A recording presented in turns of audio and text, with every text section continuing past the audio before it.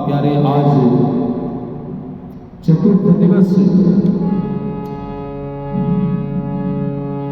आप सभी भक्त बड़े श्रद्धा भाव से हमारे ठाकुर श्री बागे बिहारी श्री कृष्णचंद्र की इस बांगमयी प्रतिमूर्ति जिस महापुराण में विराजमान है उनकी पावन कथा का आप सभी भक्त श्रवण कर रहे हैं। ठाकुर की लीला अद्भुत है प्यारे। ठाकुर जी मेरे बड़े दयालु, बड़े सरल, बड़े सहज। उनकी लीला अद्भुत है जिसमें पूरे संसार की रचना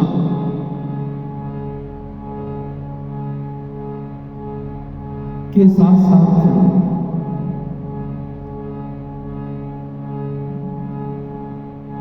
दीनवत्सल, दीन दयालु, दीनानाथ अनेक नामों से जाने जाते हैं। ऐसे श्री अखिल ब्रह्मांड नायक महाविष्णु श्री कृष्णचंद्र के चरणों में इस दास का बारंबार प्रणाम। इस कथा में उपस्थित सभी श्रोता गण, वैष्णव समाज, संत भगवान, मातृशक्ति सभी को इस व्यासपीठ से सादर जय श्री राधे।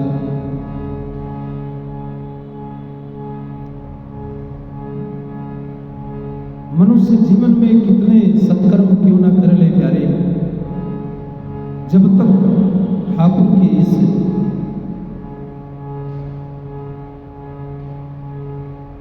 पावन चरित्र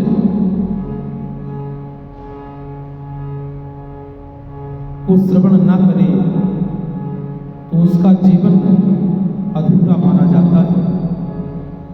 ठाकुर की इस पावन चरित्र गाथा को अवश्य श्रवण करें और अपने इस शरीर के साथ साथ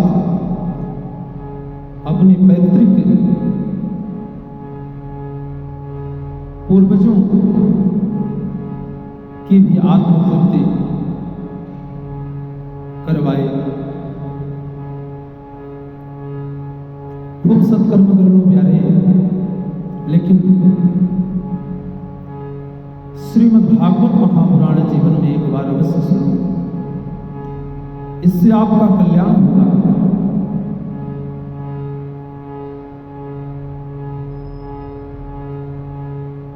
और अंत में गोविंद के परम धाम की प्राप्ति। प्यारे गोविंद की लीला अनंत है, गोविंद अनंत है, हरि अनंत, हरि कथा अनंता। आज हम आप सबको श्रृंगी ऋषि के पावन भूमि सिगरौली जिले के निगाही क्षेत्र के शिव मंदिर प्रांगण के सम्मुख माँ वैष्णो देवी, माँ दुर्गा मंदिर के इस दिव्य पावन दरबार में आपको श्रीमद् भागवत कथा का रसपान कराने जा रहे हैं। इस पावन अमृतमयी कथा जिसे सुनकर आप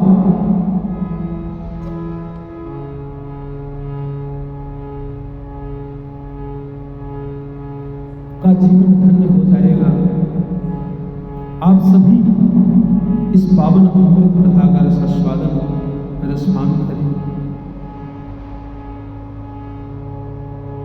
श्रृंगी ऋषि के पावन चरणों में इस दास का बारंबार प्रणाम।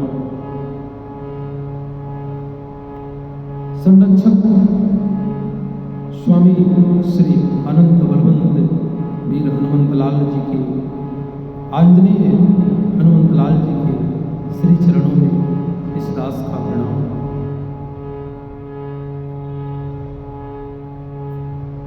इसी के साथ हम कल की कथा में आपको तृतीय स्कंद की कथा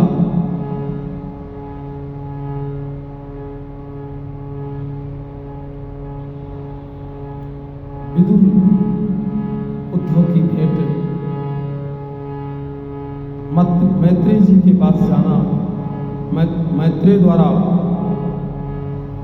सृष्टि कर्म एवं श्री वाराह अवतार का वर्णन, कर्दम जी की तपस्या और भगवान द्वारा वरदान, देवहूति कर्दम विवाह, श्री कपिल देव जी का अवतार, कपिल अष्टाध्यायी का उपदेश कल आपको श्रवण कराया। आज चतुर्थ स्कंद, जिसे विसर्ग के नाम से जानते हैं, आज चतुर्थ स्कंद की कथा में हम प्रवेश करते हैं। बड़े भाव श्रद्धा से आप सभी श्रवण करें।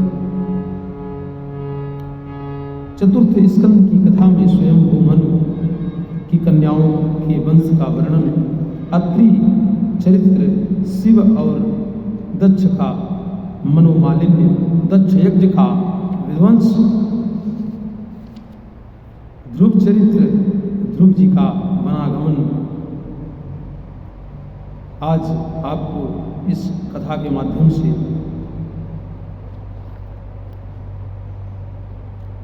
हम आपको श्रवण कराएंगे। ठाकुर की महती लीला है प्यारी। ठाकुर कृष्ण कन्हैया हमारे अत्यंत दयालु, कब किस पर रीत जाएं कुछ पता नहीं। चतुर्थ स्कंद में प्यारे, जिसे विसर्ग के नाम से जानते हैं, आइए हम सब चतुर्थ स्कंद में प्रवेश करते हैं। चतुर्थ स्कंद की मन की कन्याओं का वर्णन प्यारे, मनोवस्तु शतरूपायाम दृश्य कन्यास्य जगजिरे आकोति देवहूतिस्याः प्रसूतिरिति विश्रुता। मनु की कन्याओं का वर्णन, मनु महाराज की बड़ी बेटी आकृति का विवाह रुचि प्रजापति के साथ पुत्रिका धर्म का आश्रय लेकर हुआ। घर पर साक्षात भगवान यज्ञ नारायण प्रकट हुए। यज्ञ नारायण और भगवान का विवाह दक्षिणा नाम की कन्या से हुआ। इसलिए बिना दक्षिणा के यज्ञ अपूर्ण माना जाता है। सुखदेव जी महाराज कहते हैं, परीक्षित,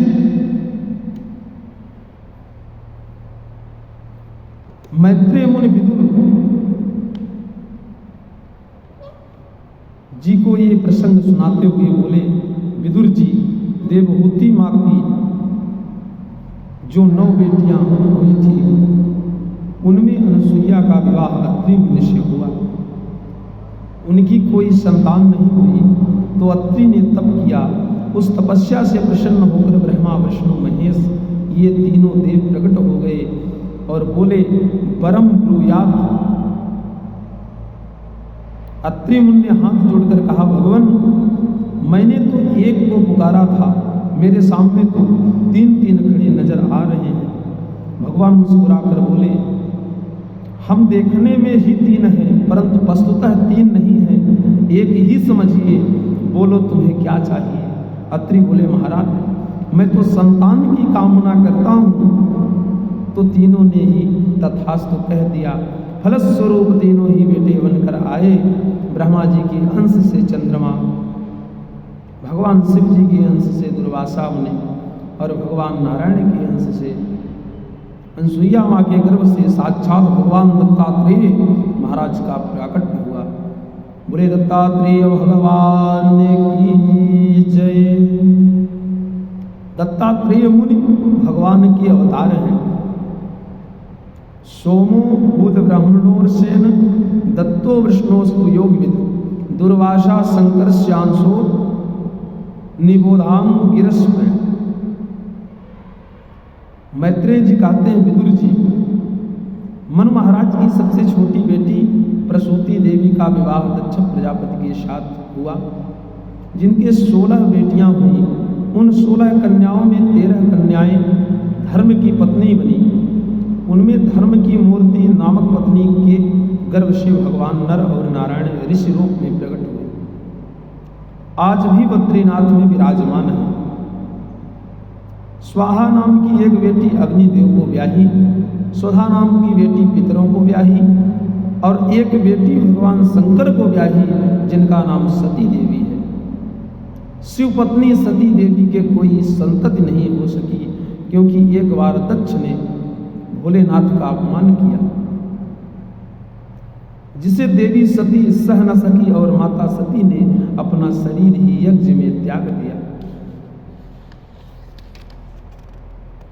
विदुर जी ने चौंक कर मैत्रेय जी से पूछा, भगवान, आश्चर्य होता है, भगवान भोलेनाथ परम सुशील स्वभाव के हैं, साक्षात करुणा अवतार हैं, दया मूर्ति है। शिव का अर्थ ही कल्याण है। ऐसे कल्याण स्वरूप भगवान शिव से भला दक्ष ने द्वेष क्यों किया, और क्या इतना द्वेष किया कि जिसके फलस्वरूप माता सती को शरीर त्यागना पड़ा? कृपा करके इसका कारण बताइए।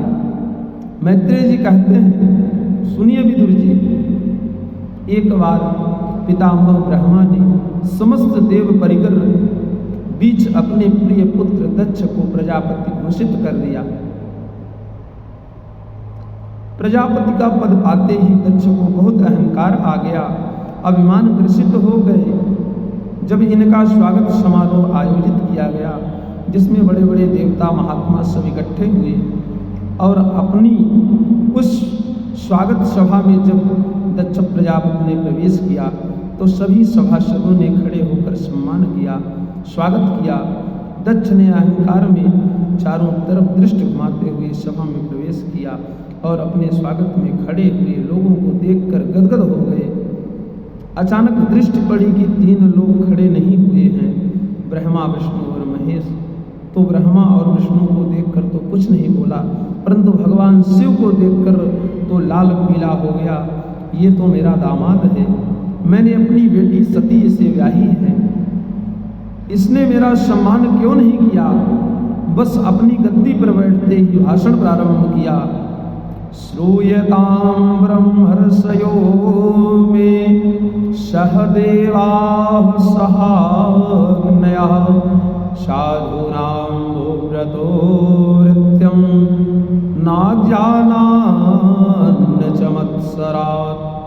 दक्ष ने कहा, श्रूयतां ब्रह्मर्षयो में, सावधान होकर सब सुन लीजिए। केवल एक ही बात कहना चाहूँगा कि विशिष्ट लोगों में विशिष्ट लोगों का ही आगमन होना चाहिए। सभ्य समाज में एक ही असभ्य व्यक्ति आकर बैठ जाए तो सभा का स्वरूप बिगड़ जाता है, सब एक दूसरे का मुंह देखने लगे। यहाँ असभ्य कौन दिखाई पड़ रहा है? ये दक्ष ने किसको इशारा किया, इसके बारे में कह रहे हैं। दक्ष ने कहा, इधर उधर क्या देख रहे हो? तुम्हें ये शंकर दिखाई नहीं पड़ रहा? शिष्ट लोगों में बैठता तो शिष्टाचार आता, 24 घंटे भूत प्रेत के संग घूमने फिरने वाला क्या शिष्टाचार और सभ्यता समझेगा? ये तो हमारे लिए कलंक है। अयं तु लोकपालानां यशोग्नो निरपत्रयः यशोग्नो निरपत्रपः। लोकपालों में हमारी प्रतिष्ठा के यश को धूमिल करने वाला है, नष्ट करने वाला है। निरपत्रपः अर्थात लज्जा को तो इसमें बिल्कुल भी नहीं है, ये निर्लज्ज है। बुरी तरह गालियां देना प्रारंभ कर दिया।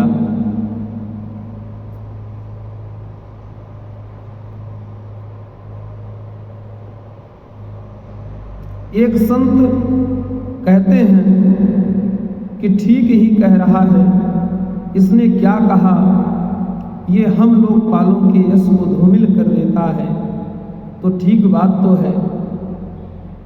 अच्छा, मुख्यमंत्री जी की सभा हो, चारों तरफ से उनकी जय जयकार जिंदाबाद के नारे पड़ रहे हों और उसी समय अचानक प्रधानमंत्री जी आ जाएं तो सारी जनता मुख्यमंत्री को छोड़कर भागेगी कि नहीं?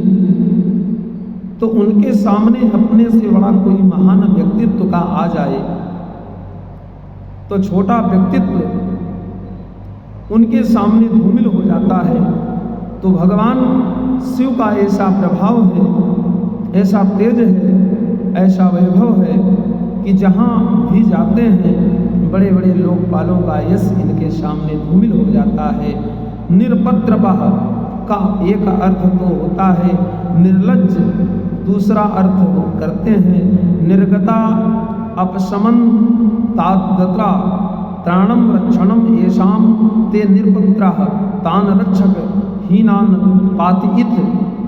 में जिनका कोई त्राण करने वाला, रक्षा करने वाला नहीं, संसार में जिसका कोई भी रक्षक नहीं होता, ऐसे अनाश्रितों को रक्षा प्रदान करने वाले, आश्रय प्रदान करने वाले भगवान शंकर हैं। एक बार भूत प्रेत सब रोते रोते आ गए, भोलेनाथ कहाँ जाएं?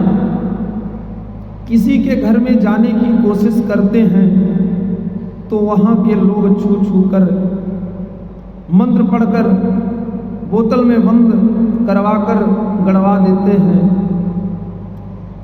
कोई भी हमें अपने घर में घुसने ही नहीं देता। भोलेनाथ ने कहा सबको छोड़ो, मेरे घर आ जाओ। सबको बुला बुलाकर अपने घर का सदस्य बना लिया। और जब विवाह हो रहा था तो देवताओं ने खूब हाथ जोड़कर कहा, महाराज इन्हें बारात में मत ले जाना, नहीं तो विवाह होना मुश्किल हो जाएगा। भोलेनाथ ने कहा, विवाह होवे या न होवे, पर हमारे सदस्य हैं, हमारी शादी में जरूर जाएंगे।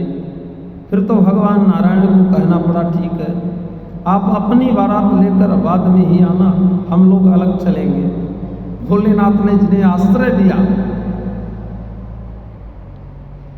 उसे कभी नहीं त्याग सका। ऐसे शरणदाता हैं हमारे भगवान शिव, ऐसे परम अशरण शरण हैं हमारे शिव। एक बार ऐसे ही सांप बिच्छू रोते हुए आए कि महाराज आपने हमें क्यों पैदा किया? शिव जी ने पूछा, तुम्हें क्या समस्या? सर्प बिच्छू सब बोले, महाराज हमें जो देखता है हमारे मुंह कुचल कर ही फेंक देता है। दुनिया वाले मार ही डालते हैं, जिंदा छोड़ते ही नहीं, इतनी घृणा हमसे है। भोलेनाथ ने कहा, सबको छोड़ो, मेरे पास आ जाओ। और उठाकर उन सांप बिच्छुओं को ही अपने हृदय का हार बनाकर धारण कर लिया। भुजगेंद्र हारम,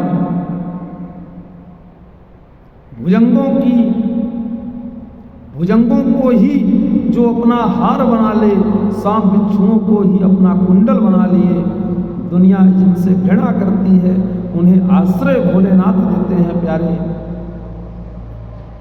आग धतूरा कोई पसंद नहीं करता, भोलेनाथ ने कहा हमें चढ़ाओ। जिनका कोई रक्षक नहीं, उन्हें सुरक्षा व आश्रय प्रदान करने वाले भगवान शिव शंकर हैं। तो महापुरुष लोग तो निंदा में भी स्तुति निकाल लेते हैं। चश्मा जिस रंग का होगा वैसा ही संसार दिखेगा। आज अभिमान के रंग में रंगा हुआ दक्ष जब अपना भगवान शंकर को देखता है तो उसे दोष ही दोष नजर आ रहे हैं। ये शिव निर्लज्ज है, हमारे यश को धूमिल कर देने वाला है, इसके साथ बैठने का धर्म नहीं। एक ने दक्ष से पूछा, तुम्हें इतने दोष दिखाई पड़ रहे हैं तो फिर बेटी क्यों ब्याह दी अपनी? जब बेटी का हाथ सौंपा तब तुम्हें ये दोष दिखाई नहीं पड़े? तब तो दक्ष और गर्म हो गया, ये मेरा दामाद बनेगा। मैं इसे अपनी बेटी कभी जीवन में ब्याहने वाला नहीं था। मैंने अपने पिता ब्रह्मा जी का आदेश पालन करने के लिए अपनी बेटी से ब्याह, अन्यथा कहाँ मेरी मृगलोचनी कन्या और कहाँ ये बंदर जैसा आंख वाला शंकर। गृहत्वा मृग सावाच्छा पाणिं मरकट लोचन। दक्ष बोला, मैंने अपनी मृग लोचनी कन्या का विवाह इस मरकट लोचन के साथ कर दिया। ऐसे ऐसे कट वाक्य बोले कि नंदेश्वर जी से नहीं रह गया। तमक कर खड़े हुए कि अभी इसे जवाब देता हूं, पर भोलेनाथ ने इशारा किया, चुप बैठो नंदेश्वर। नंदेश्वर ने कहा, वाह महाराज, आपको कोई बंदर की आंख वाला बोले, आपके बारे में बुरा कहे और मैं चुपचाप बैठा रहूं?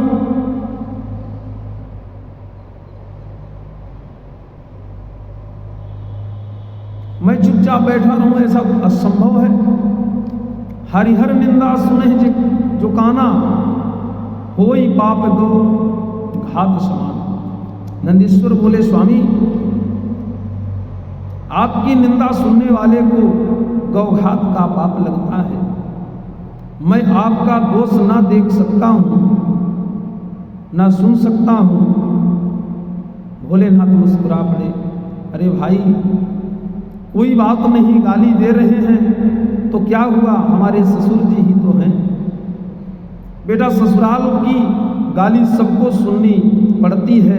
अंतर इतना है कि और लोग शादी में गाली सुनते हैं, हम शादी के बाद सुन रहे हैं, तुम भी सुन लो। अनुमति नहीं मिली तो नंदीश्वर बेचारे मन मार कर रह गए और शिव जी से बोले, ठीक है महाराज, सुनो। और दक्ष का दुस्साहस बढ़ता ही चला गया। स्थिति ये आ गई कि क्रोध में भरे दक्ष ने अंततोगत्वा भगवान शिव को श्राप ही दे डाला। आज के बाद इस शंकर को किसी भी यज्ञ में कोई भाग ना लिया जाए। जब श्राप दिया तो नंदीश्वर से अब रह नहीं गया और खड़े होकर बोले, ये प्रजापति दक्ष, तुझे ये पद क्या मिल गया, तो इतना अभिमानी हो गया, अभिमान से भर गया। जब से आया है तब से हमारे भोलेनाथ के अपमान में बड़बड़ाता जा रहा है। इसलिए मेरा श्राप है कि तुझे बकरे का ही मुंह लग जाए। भृगु जी खड़े खड़े दाढ़ी पर हाथ घुमाकर बोले, ये नंदी, ये ससुर दमाद का आपसी झगड़ा है, तू बीच में क्यों बोला? मैं भी श्राप देता हूं कि शिव जी के गण पाखंडी हो जाएं। शिव जी के सारे गण खड़े हो गए, ये बुढ़े बाबा, तूने हमें पाखंडी कैसे कहा? हम भी श्राप देते हैं तेरे जैसे चाटकार ब्राह्मण भिखमंगे हो बन जाएं। सर्ववच्छाद जातया। भोलेनाथ ने कहा, अरे राम राम, ये स्वागत समारोह हो रहा है या शाप समारोह हो रहा है? सब एक दूसरे को शाप दिए जा रहे हैं, आक्षेप लगाते जा रहे हैं। भोलेनाथ को लगा कि सब गड़बड़ हमारे कारण है, इसलिए हम ही यहां से खिसक जाते हैं। भोलेनाथ ने अपने सब गणों को शांत किया। देखो भाई, सब शांत हो जाओ और अपने घर वापस चलो। समस्त गणों को शांत करके भोलेनाथ तो कैलाश चले गए, परंतु दक्ष के हृदय का क्रोध अभी शांत नहीं हुआ। मन में एक गांठ लग गई, रही मन धागा प्रेम का, मत तोड़ो चटकाए, टूटे से फिर ना जुड़े, जुड़े गांठ पड़ जाए। रहीमन धागा प्रेम का, एक बार धागा टूट गया तो अब आप गांठ लगाकर जोड़ तो सकते हो, पर वह गांठ अलग चमकती रहती है कि यहाँ से टूटा है। ऐसे ही प्रेमी जनों में लोगों के द्वारा सुलह तो कराया जा सकता है, परंतु वह सामंजस्य चाहे जितना हो जाए, मन में एक गांठ तो लगी रहती है कि उस दिन ये मुझसे ऐसा बोला था। शिव जी से द्वेष करके अब की बार दक्ष ने हरिद्वार कनखल में एक बड़े विराट यज्ञ का आयोजन किया। संपूर्ण ब्रह्मांड से सब देवी देवता बुलाए गए, पर देवाधिदेव महादेव को कहीं कोई चिट्ठी पत्री नहीं, कोई निमंत्रण नहीं भेजा गया। परंतु भोलेनाथ तो अपने कैलाश में आनंद कर रहे हैं प्यारे। यज्ञ की तिथि आई तो देवताओं के विमान उड़ने लगने, गड़गड़ाते हुए जो देवता लोगों के विमान हैं वह सब कैलाश पर्वत के ऊपर से निकले। अब देखिए, सब देवताओं को मालूम है कि भोलेनाथ इस यज्ञ में नहीं बुलाए गए, तब भी देवता अपने विमान भोले बाबा के ऊपर से ही निकाल रहे हैं। जब दो प्रेमियों में खटपट होती है प्यारी, तो तीसरे लोग बड़ा फायदा उठाते हैं। मामला शांत भी हो रहा हो तो और तूल पकड़वाते हैं, क्रोध ना आ रहा हो तो और आ जाए।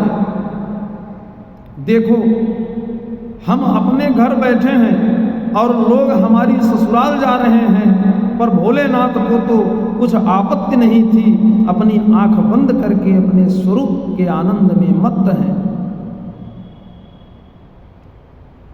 देवी सती जी का मन डगमगा रहा है कि आज सवेरे से ही विमानों की झड़ी नहीं टूट रही, एक के पीछे एक विमान गड़गड़ाता चला जा रहा है।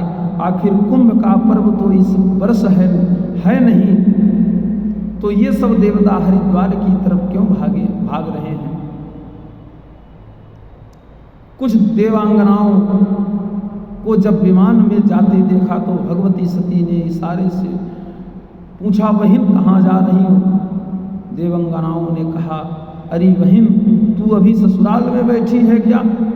तुझे नहीं मालूम कि तेरे मायके में तेरे पिता ने कितना बड़ा यज्ञ किया है, सारी दुनिया वहां भाग रही है और तू अपनी ससुराल में अभी तक बैठी है। सती जी के तो होश उड़ गए।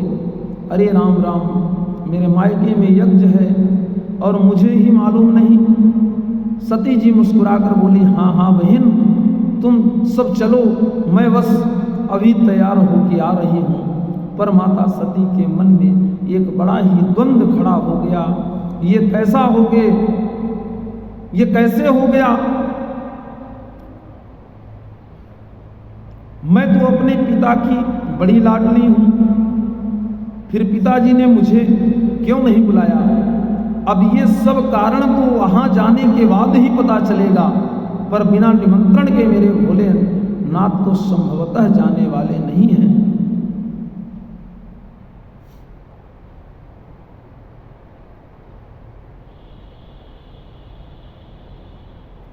क्या करूं? अच्छा, एक बार कोशिश तो करके देखती हूं। सती मैया माता सती ने आकर भोलेनाथ के चरण दबाना प्रारंभ कर दिया।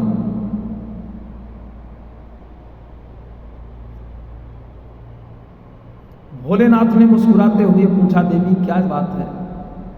सती मैया बोली, कुछ नहीं महाराज, हम पतिव्रताओं का धर्म ही पति की सेवा करना है और मैं तो अपने धर्म का निर्वहन कर रही हूं। भोलेनाथ हंसकर बोले, देवी आज आप कुछ ज्यादा ही धर्म निभा रही हैं, निसंकोच बताइए बात क्या है? तब सती जी ने अपनी बात जरा घुमाकर कही, प्रजापतिस्ते स्वरुषा निर्यापितो यमहोत्सवा किला वयं च तत्रा विश्रामवामा ते यदति तामि विबुधा व्रजन्त ही। सती जी बोली, हे भोलेनाथ, जरा दृष्टि उठाकर ऊपर तो देख लीजिए। भोलेनाथ ने कहा, वो तो मैं सवेरे से ही देख रहा हूं। सती जी ने पूछा, क्या देख रहे हैं? शिव जी बोले, इन विमानों को। सती जी ने कहा, आप तो देख रहे हो, पर आपको शायद ये मालूम नहीं कि सारे विमान आपकी ही ससुराल जा रहे हैं। वहां पर आपके ससुर जी ने बहुत विशाल यज्ञ का आयोजन किया है, इसलिए तो ये सारे विमान उसी यज्ञ में सम्मिलित होने के लिए आपकी ससुराल की तरफ जा रहे हैं। अब जरा माता सती की शब्द शैली देखिए। माताएं जब अपने मायके की बात करती हैं तो बड़ी अकड़ कर बात करती हैं कि मेरे मायके में आपने कभी सुना नहीं होगा, ऐसा कभी देखा भी नहीं होगा। मेरे पिताजी के द्वारा इतना बड़ा यज्ञ हो रहा है तो मेरा शब्द ज्यादा बोलती है। पर आज सती ने एक बार भी नहीं कहा कि मेरे मायके में या मेरे पिता ने ऐसा कुछ भी नहीं कहा। सती जी बोली, हे भोलेनाथ, आपके ससुर जी ने आपकी ससुराल में बहुत बड़ा यज्ञ किया है ताकि भोलेनाथ को अपनत्व प्रतीत हो।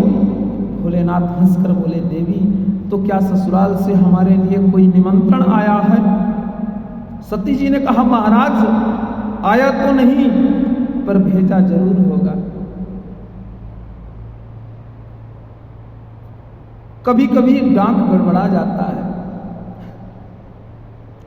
चिट्ठी जरूर भेजी होगी, किसी कारण से पहुंच नहीं पाई।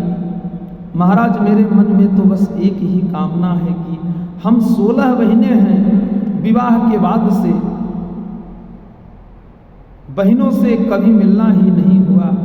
आज इस यज्ञ में सब बहनें आएंगी और वह सब बहनोई भी आएंगे, तो हम सबका एक साथ मिलना होगा, देखना होगा, कितना आनंद होगा। तस्मिन् भगिन्यो मम भर्तृ स्वकैर ध्रुवम गमिष्यन्ति सुहृद्छवः।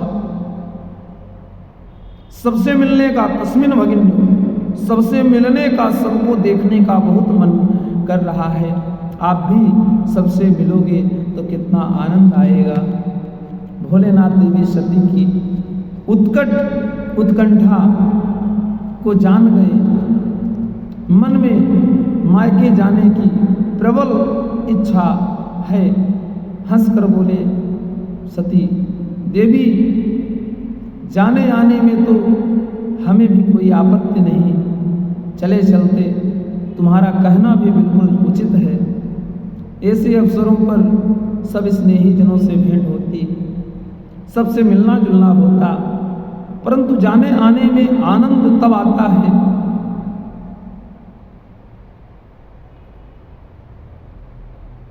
कि हम जाएं और हमें देखते ही लोग गदगद हो जाएं, तब आनंद आता है। ऐसी जगह जाने से क्या फायदा कि हम बिना न्योता के प्रेम के साथ प्रेमियों से मिलने जा रहे हैं और वह हमें देखकर मुंह लटका कर बैठ जाएं, हमें देखकर उन्हें आग लग जाए, उन्हें देखकर हमारा हृदय जल जाए। ऐसे स्थान पर सोना भी बरस रहा हो तो भी नहीं जाना चाहिए। आवत ही हर से नहीं, नयनन नहीं स्नेह, तुलसी तहाँ न जाइए, कंचाहे कंचन वर से नेह। तुलसी तहाँ न जाइए, चाहे कंचन वर से मेह। शिव जी कहते हैं, देवी, वहां कुछ भी हो रहा हो, हम जाने वाले नहीं। सती जी ने कहा, आप यहाँ बैठे बैठे कैसे सोच रहे हैं, कैसे सोच लिया कि हम जाएंगे, हमें देखकर प्रसन्न नहीं होंगे, हमारा स्वागत नहीं होगा। भोलेनाथ को आज वह प्रसंग सुनाना ही पड़ा जो अब तक सती जी से छुपाए बैठे थे। भोलेनाथ ने पूरा प्रसंग जब विस्तार से सुनाते हुए कहा, देवी, उस दिन तुम्हारे पिता ने स्वागत समारोह में तनिक खड़े नहीं हुए इसमें हमारा उद्देश्य उनका कोई अपमान करने का नहीं था।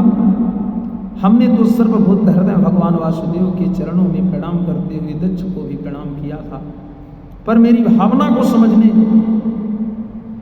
समझे बिना दक्ष ने अपनी अपमान स्वीकार लिया, मान लिया। देहाभिमानी देह को महत्व देता है प्यारे। मैं खड़ा नहीं हुआ, इस बात को लेकर वह अपना अपमान अनुभव करने लगे और पूरी सभा के बीच में हजारों गालियां मुझे सुनाई। एक बात कहूं, देवी सती कोई बाण मार दे, कोई बाण मार दे,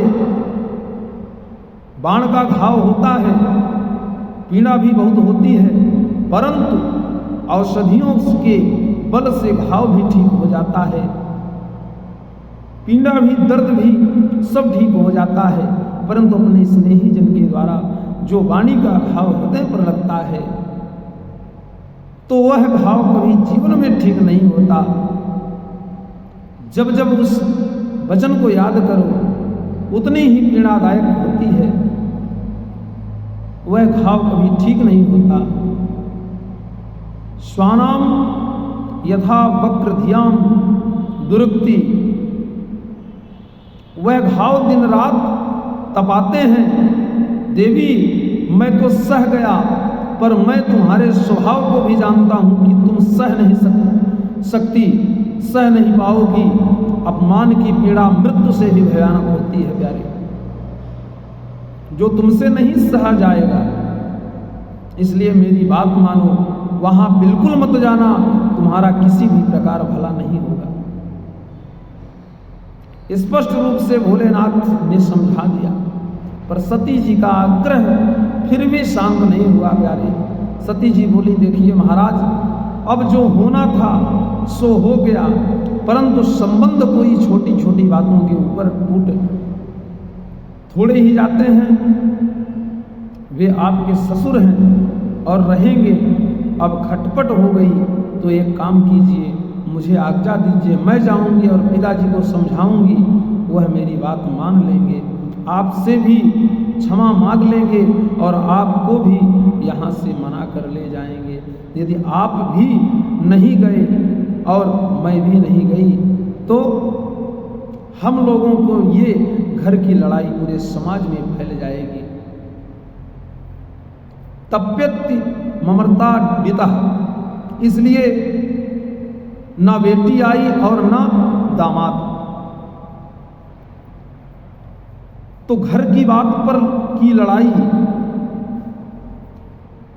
घर की लड़ाई चारों तरफ चर्चा का विषय न बने,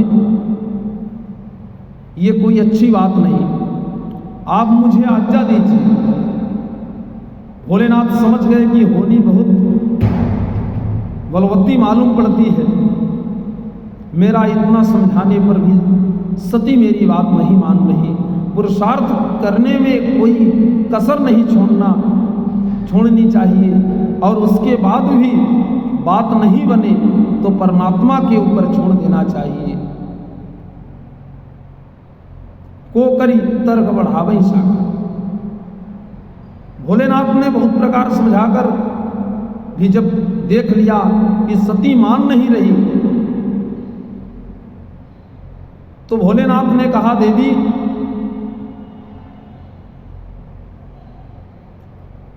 अब जो तुम्हें अच्छा लगता हो सो करो।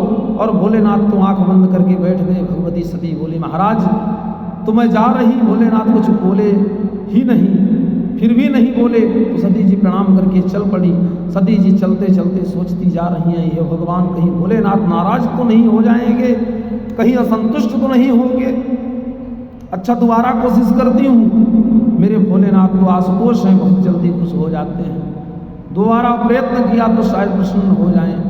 तो बहुत दूर तक जाने के बाद फिर लौट पड़ती हैं, फिर चरण दबाने लगती हैं, फिर अनुमति मांगने लगती हैं, पर कोई उत्तर जब भोलेनाथ की ओर से नहीं मिला तो फिर निकल जाती हैं सती जी। जाने लगती हैं तो भोलेनाथ धीरे से आंख खोलकर देखने लगते हैं कि क्या सचमुच चली गई।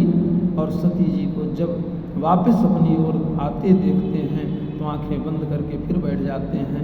सती जी दुविधा में फंसी हैं, पिताजी की याद आती है, यज्ञ महोत्सव का दृश्य आंखों में नाचता है तो भागने लगती हैं और भोलेनाथ का ध्यान आता है तो लौट पड़ती है। निष्क्रामती निर्विशति द्विधा ससा, कभी बाहर कभी भीतर निर्णय नहीं ले पा रही है, क्या करूं।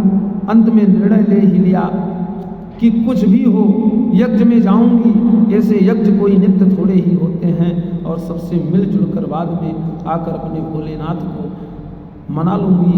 ऐसा विचार करके सती जी बहुत दूर तक चली गई। भोलेनाथ ने देखा कि ये तो बहुत दूर निकल गई, अब की बार लौटने वाली नहीं, तो नंदीश्वर आदि गणों को बुलाकर कहा, जाओ इन्हें आदर के साथ पहुंचा कर आओ। नंदीश्वर आदि गण दौड़े दौड़े आए, माता जी हम सेवकों के रहते आप पैदल अकेले, हमारे लिए धिक्कार है, आज्ञा करो माँ, कहाँ चलना है। भगवती सती बोली, मेरे पिताजी के यहाँ बहुत बड़ा यज्ञ हो रहा है, चलना चाहो तो तुम लोग भी चलो। सब भूत प्रेताद भी भगवती के साथ जय जयकार बोलते हुए चलने के लिए तैयार हो गए, चल पड़े। गणों से घिरी हुई सती महारानी यज्ञ स्थल में पहुंच गई। कल तक माँ के चरणों में जो देवता साष्टांग दंडवत करते थे, आज उन्होंने जब देखा तो तुरंत मुंह घुमा लिया और अनदेखा कर दिया। सती जी का ये व्यवहार अटपटा लगा।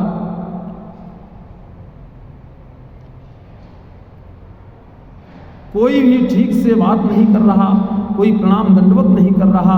दक्ष का सख्त आदेश था कि शिव संबंधी कोई भी हो, उससे जो भी संबंध रखेगा वह मेरा दुश्मन। बहनों ने देखा, अभिनंदन किया।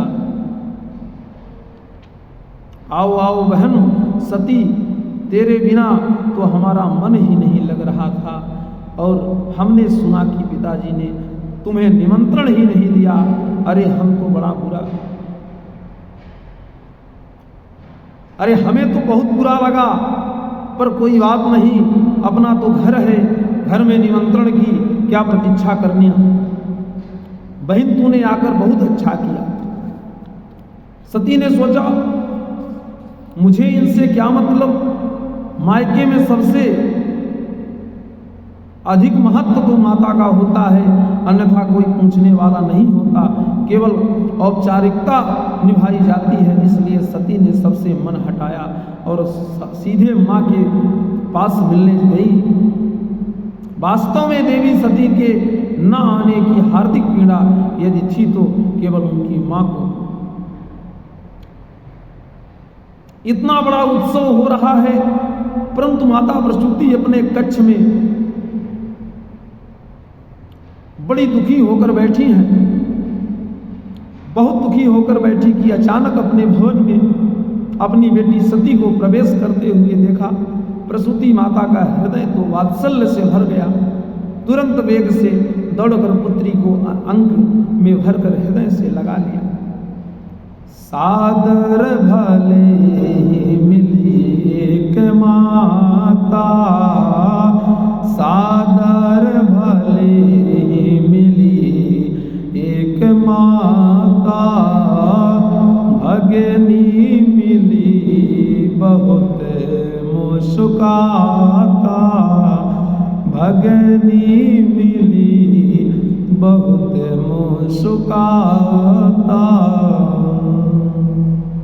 बड़े आदर के साथ भुजा पसार कर जब देवी प्रसूति माँ ने पुत्री को हृदय से लगाया प्यारे, तो सती जी के मन को थोड़ी सी शांति मिली। परंतु जब उन देवताओं का उपेक्षित व्यवहार स्मरण आया तो चित्त में फिर घूमने लगी, बातें विचार करने लगी कि पहले मुझे अपने पिताजी से मिलना चाहिए कि उन्होंने इतने प्रगाढ़ संबंध को इतना सरलता से उपेक्षित कैसे कर दिया। जैसे ही अपने पिता से सती जी मिलने गई और दक्ष ने देखा कि मेरी बेटी सती आ रही है, तो शिव संबंध होने के कारण आंखें फेर ली, मुंह घुमा लिया, न देखा न मुस्कुराया। अपने पिता के द्वारा ये उपेक्षापूर्ण व्यवहार सती के हृदय को और भी अत्यंत पीड़ादायक बन गया, पर फिर भी इस अपमान के घूंट को पी गई, अपना अपमान सह गई। परंतु जब यज्ञशाला पर दृष्टिपात किया तो छोटे से छोटे देवताओं के हिस्से अलग अलग व्यवस्थित रखे हुए हैं, पर देवाधिदेव महादेव शिव जी के पूरे यज्ञ में कोई कहीं भी स्थान नहीं। अब तो सती मां से ये सहा नहीं गया। एक पतिव्रता अपना अपमान सह सकती है, परंतु अपने पति परमेश्वर का अपमान उससे कदापि सहा नहीं जा सकता। तुरंत भगवती सती क्रोध में भर गई। अरुद्रभागम तवेक्ष चाद्वरम पित्रा च देवे कृतहेलनम विभो अनादृतायक सदस्यधीश्वरी चुकोपलोका निवृषा। मैत्रेय मुनि कहते हैं, विदुर जी, भगवती सती ने जब क्रोध पूर्वक चारों तरफ दृष्टि डालकर देखा तो ऐसा लग रहा था कि जैसे माता सती आज 10 दिशाओं को दग्ध कर देगी। माता सती के नेत्रों से अंगारे बरसने लगे। प्रजापति दक्ष को ललकारना प्रारंभ किया, अरे प्रजापति, तुझे ये पद क्या मिल गया? तुम इतने मदान्ध हो गए। तुमने उन भगवान शिव का अपमान किया है जो साक्षात कल्याण स्वरूप हैं। संकल्याणम करोति इति शंकरः, जो मानव मात्र का कल्याण करने के लिए ही विराजमान है वही शंकर है। शिव का तो ही अर्थ है कल्याण होता है।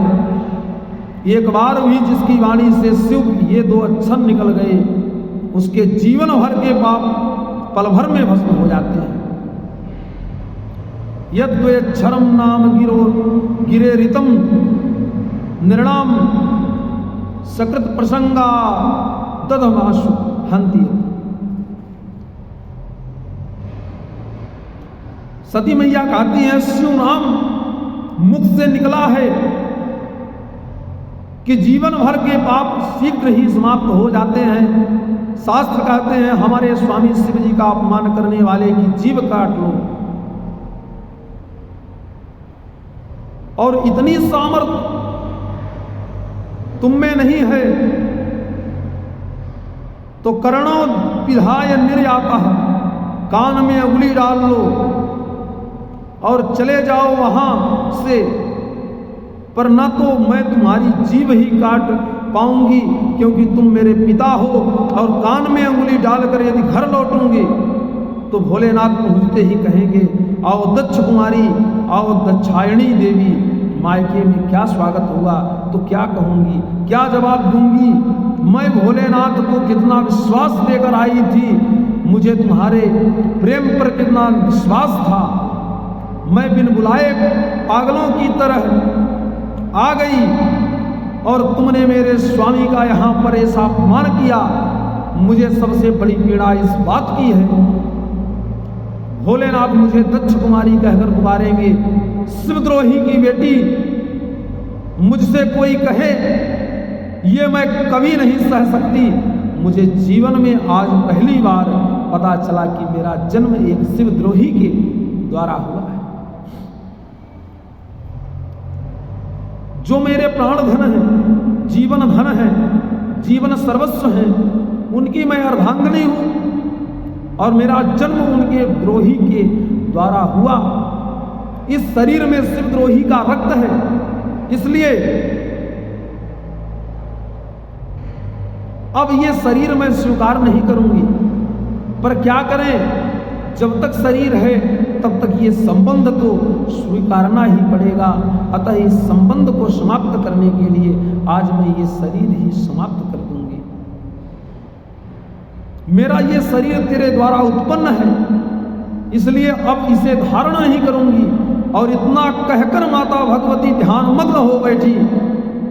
भोलेनाथ के श्री चरणों का ध्यान करते करते दिव्याग्नि देह से प्रकट हो गई। सत्या प्रज्वलाए समाधि जाग्निना। माता सती ने उस दिव्याग्नि में अपना पंच भौतिक देह को समाप्त कर दिया। जो भूत प्रेत गण माता सती के साथ आए हुए थे। उन्होंने ये सब दृश्य देखा और सुना तो एकदम क्रोधित हो गए और मारो काटो चिल्लाते हुए यज्ञशाला के ऊपर टूट पड़े। जैसे ही भूत प्रेतों के आक्रमण को देखा तो यज्ञाचार्य भृगु ने दिव्य शक्तियों को प्रकट कर दिया। इन शक्तियों ने भूत प्रेतों को मार पीट कर वहां से भगा दिया। उधर नारद जी ने भोलेनाथ को पूरा समाचार विस्तार से सुना दिया। नारद जी के द्वारा जब पूरा समाचार भगवान शिव ने विस्तार से सुना तो क्रोध से भर गए। भगवान भोलेनाथ क्रोध में आकर बोले, आज यदि दक्ष बच रहा है तो केवल सती के नाते, हमारी पत्नी सती का वह पिता है, इसलिए दक्ष क्षमा का पात्र बन रहा था। अब जब सती ही नहीं रही तो अब संबंध कैसा, अब पात्रता समाप्त हो गई। भगवान भोलेनाथ ने अपनी जड़ा उखाड़ कर पटक दी। देखते देखते भगवान भोलेनाथ की जड़ा से बड़ा ही एक विकराल महापुरुष प्रकट हो गया। कराल दृष्टो ज्वलदिमूर्धजः कपालमाली विविधोद्विधा, अनेक प्रकार के आयुध, चमचमाती आंखें और बड़े विशाल केस, लग रहा था जैसे मूर्तिमान काल खड़ा हो गया हो। हाथ में एक बड़ा विशाल त्रिशूल धारण किए वह वीर पुरुष हाथ जोड़कर बोला, हे भोलेनाथ मुझे आज्ञा दीजिए। भोलेनाथ ने कहा, भो वीर ते भद्रम, हे वीर तेरा कल्याण हो। उसी का नाम हो गया वीरभद्र। बोले वीरभद्र भगवान की जय।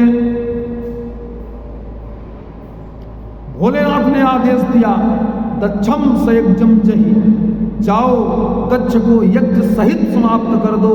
अब तो वीरभद्र वेग से दौड़े।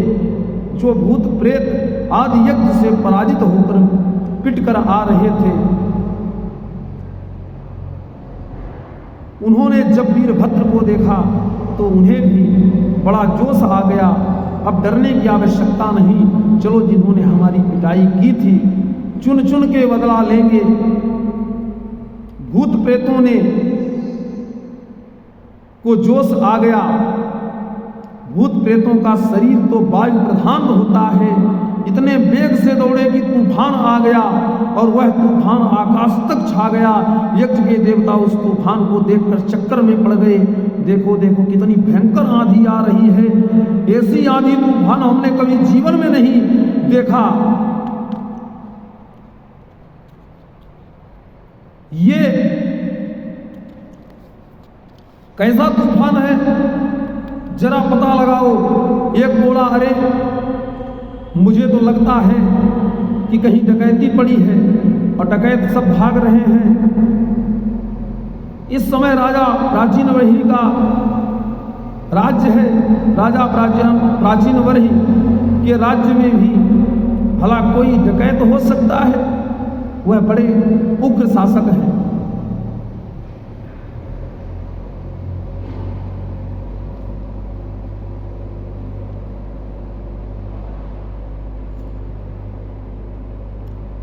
वीरभद्र पहुंचे, देवताओं में भगदड़ मच गई।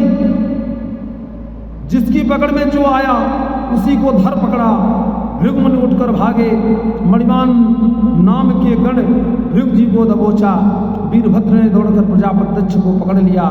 किसी ने पूषा को, किसी ने भग को, किसी ने और अन्य ऋषियों को। सभी शिवगण यज्ञशाला पर टूट पड़े।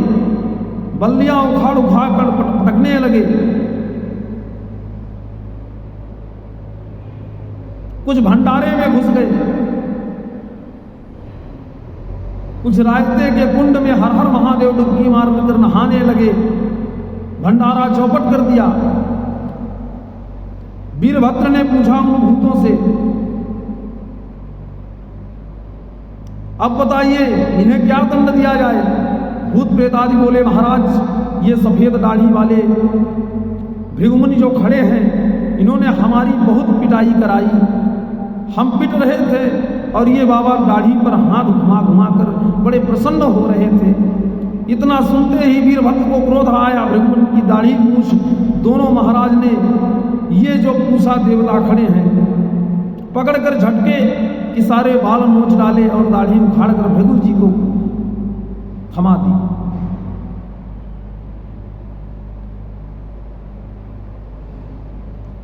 परंतु जब प्रजापति दक्ष की बारी आई तो उठाकर पटका और भोले बाबा का ध्यान करके दक्ष का सिर उखाड़ के हवन कुंड में स्वाहा कर दिया।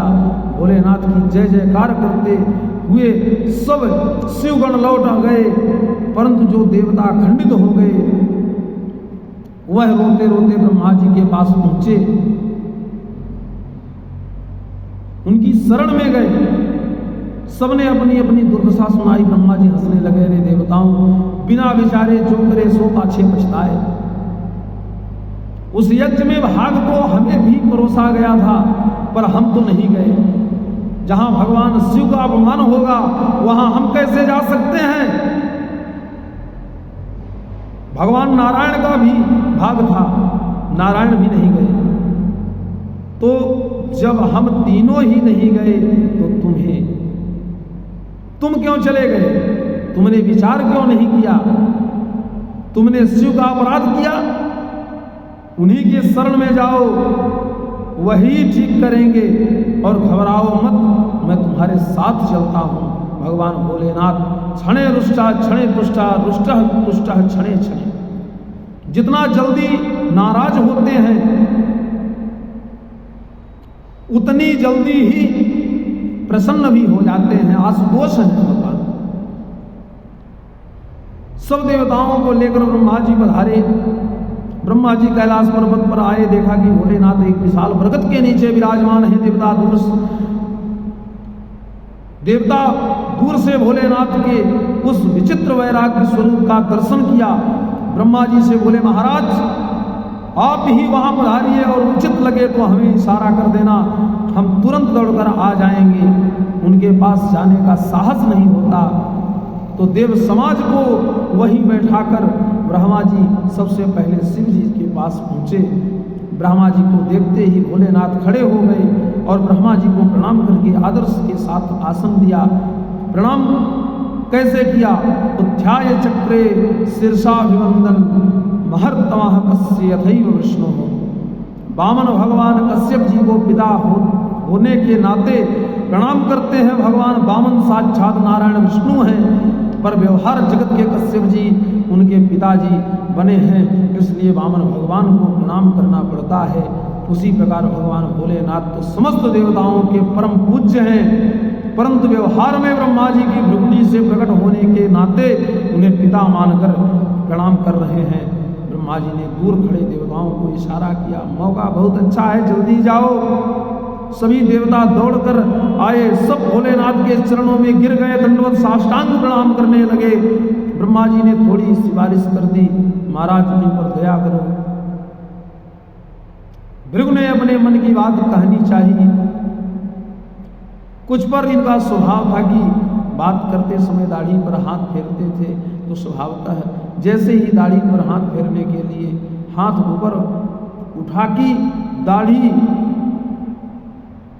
में एक भी बाल नहीं, इतने बेचारे शर्मिंदा हुए कि मुंह लटका कर ही रह गए, कुछ बोल नहीं पाए।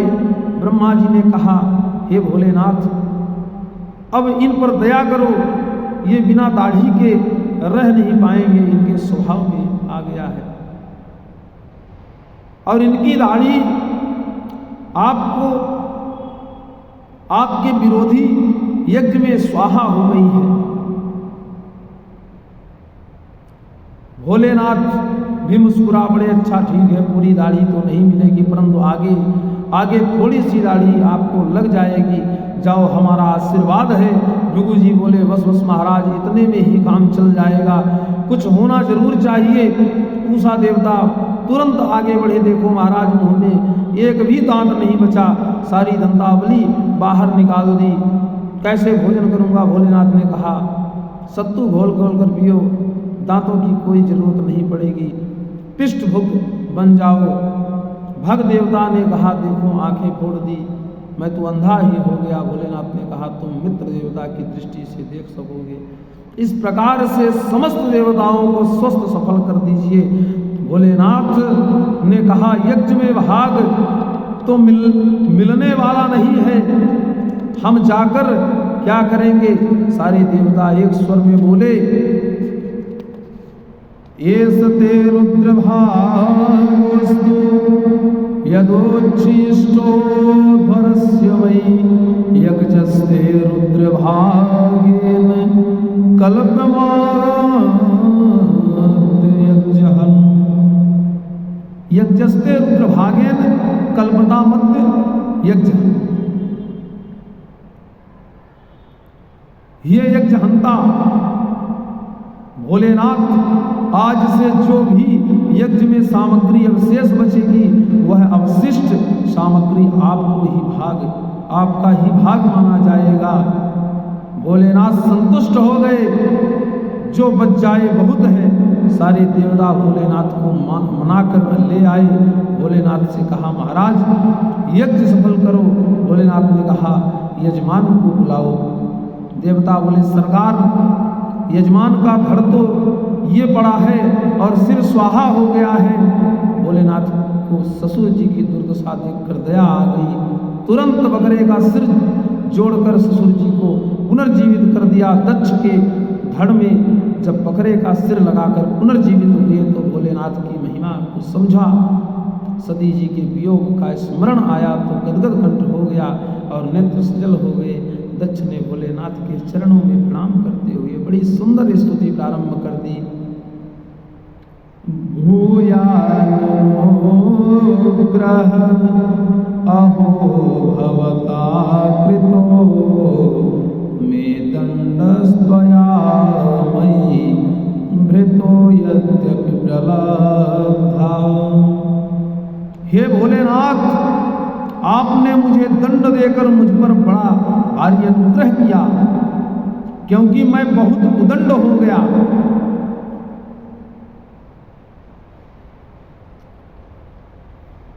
और दंड किस लिए दिया जाता है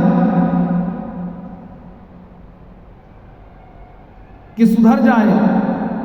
दंड उसी को दिया जाता है कि जिसे हम अपना समझते हैं।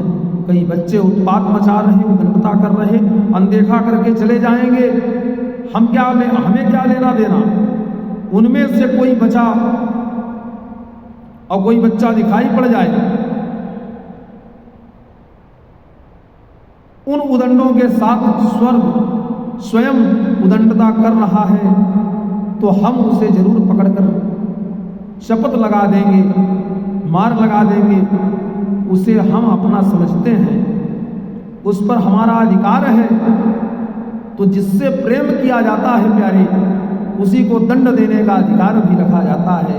तो हे भोलेनाथ आपने मुझे अपना समझा और अपनत्व के नाते ही मेरी उदंडता पर अंकुश लगाने के लिए अपना मुझे दंड दिया।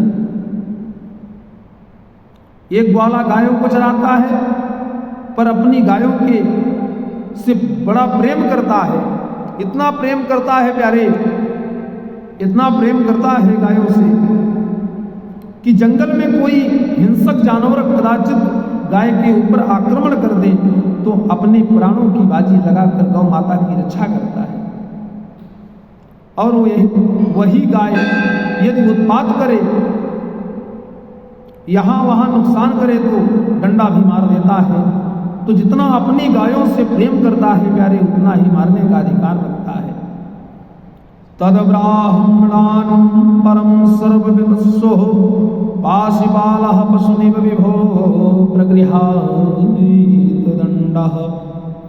प्रजापति दक्ष भोलेनाथ की मधुर स्तुति कर रहे हैं प्यारे, पर बकरे का मुंह है तो बकरे की ही भाषा में बोल रहे हैं। सुन सुनकर भोलेनाथ को बड़ी जोर से हंसी आई। भोलेनाथ आज इसलिए आज भी भोलेनाथ के भक्त शिव जी को भोले बाबा की ससुर की याद के लिए बम बम बम बम बकरे की आवाज मुंह से निकालते हैं जहां भोलेनाथ प्रसन्न हुए तत्क्षण उन सबके बीच में भगवान लक्ष्मी नारायण प्रकट हो गए। समस्त देवताओं में क्रमशः भगवान नारायण की स्तुति और सब में सबसे अंत में ब्रह्मा जी ने मिलकर प्रभु की स्तुति करते हुए कहा, त्वं पुरागां वृषाया महाशोकरो दृष्ट्यां पद्मनिवारणेन्द्रो यथा स्तूयमानो नन्दै लीलया योगभिर्विजयहतां त्रयीगात्रयज्ञक्रतो।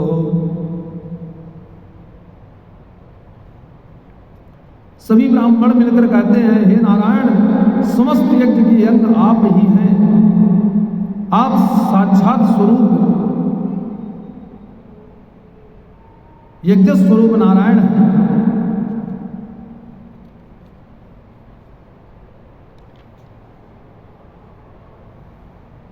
रामेश्वर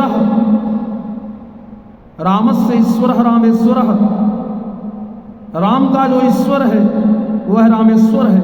उस समाज में तुरंत भगवान भोलेनाथ प्रकट होकर बोले, नहीं नहीं, ये अर्थ नहीं है।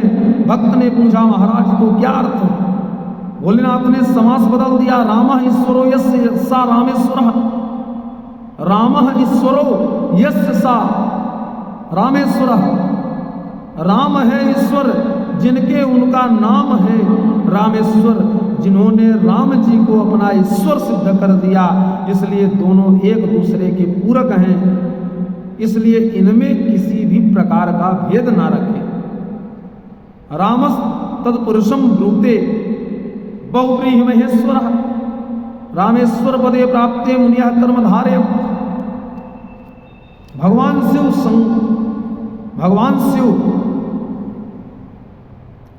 संहारक देव हैं।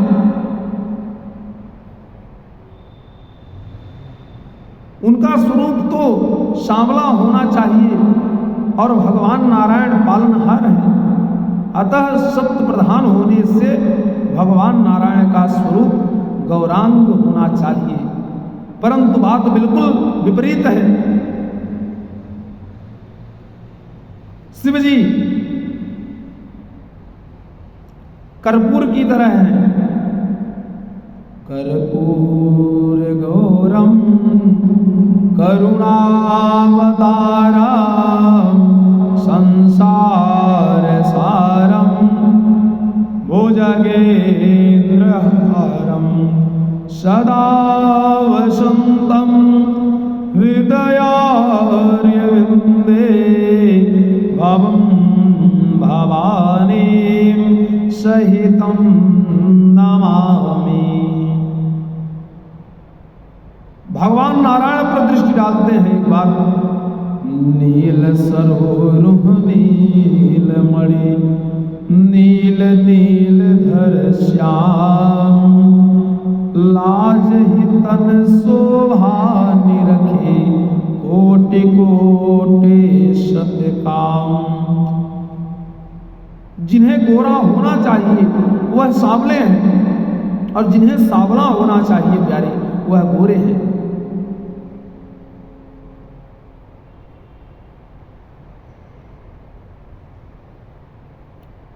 ये उल्टा है।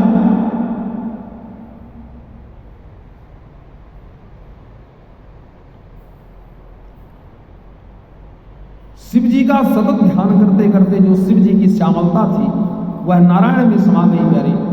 नारायण की सतत ध्यान करते करते नारायण का जो गौरांग रूप था शिव जी में समा गया। इसलिए शिव जी कर्पूर समान गौरवर्ण हो गए, नारायण सांवले हो गए। विवाह के बाद कन्या का पति परमेश्वर हो जाता है, पर पति परमेश्वर का ये अर्थ नहीं होना चाहिए कि सास ससुर देवर जेठ आदि को आंख दिखाने लगे। हम तो केवल पतिदेव से मतलब है, हमें तो केवल पतिदेव से मतलब है और किसी से कोई मतलब नहीं। ये भी तो उचित नहीं। परिवार में सबका आदर रखते हुए समर्पण तो पति में होना चाहिए, पर सम्मान तो सबका करना चाहिए। उसी प्रकार इष्ट तो एक ही होना चाहिए, पर इस एक इष्ट में ही हमारा आत्मनिवेदन और समर्पण होना चाहिए। पर सम्मान तो सभी को देना चाहिए। यही बात भगवान ने सभी को समझाई। मैत्रेय मुनि जी कहते हैं, हे विदुर,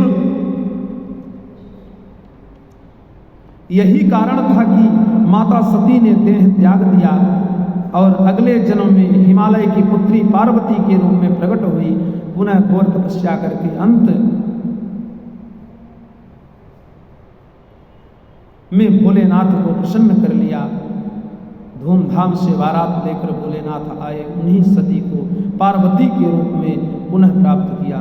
बोले शंकर भगवान की जय, पार्वती मैया की जय। मैत्रेय जी महाराज कहते हैं कि हे विदुर, ध्रुव चरित्र की कथा है प्यारे। माता सती का पावन चरित्र मैत्रेय मुनि ने गुरु जी को श्रवण कराया।